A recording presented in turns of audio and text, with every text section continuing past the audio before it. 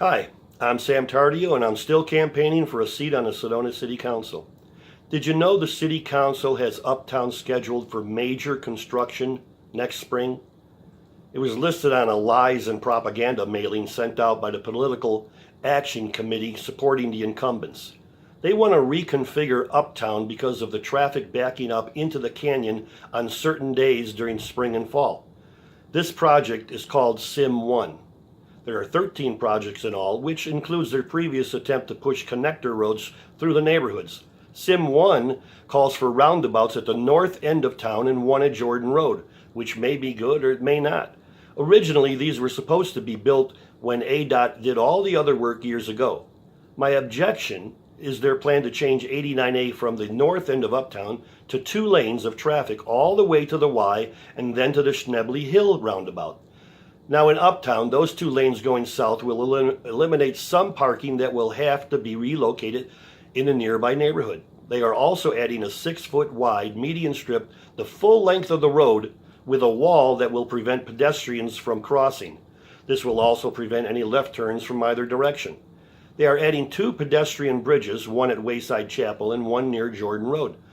This is pretty much destroying the last of the charm of Uptown. Tourists are not going to be happy climbing stairs or waiting for elevators to cross what used to be a simple street. This is the kind of stuff I'm talking about when I say they want to make Sedona into a mini metropolis with flashing lights. The Y roundabout gets congested to the point of gridlock at times because of the backup caused by the slowing of traffic at Tlaquepaque and the Schnebly Hill roundabout. We end up with traffic stacked up the hill and also into the existing 2 lanes from the Y to the Forest Road. So let me ask, if we already have backup with 1 lane of traffic feeding into the Schnebly Hill roundabout, how does the proposed 2 lanes of traffic feeding the same roundabout, which still ultimately funnels into 1 lane, not experience one hell of an even bigger backup? All this accomplishes is moving the convergence of 2 lanes into 1 lane a little further down the road.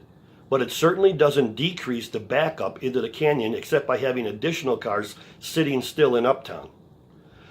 Well, the engineers said that the bypass turn lanes at the Y roundabout will help traffic move quicker, but quicker to where?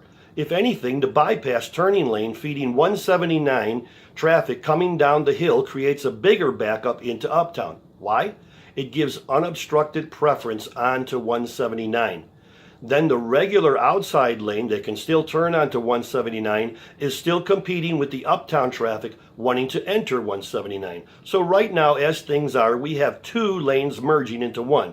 But this bypass creates 3 lanes that have to merge into 2 lanes that will have to merge into 1 lane of traffic a few hundred feet down the road.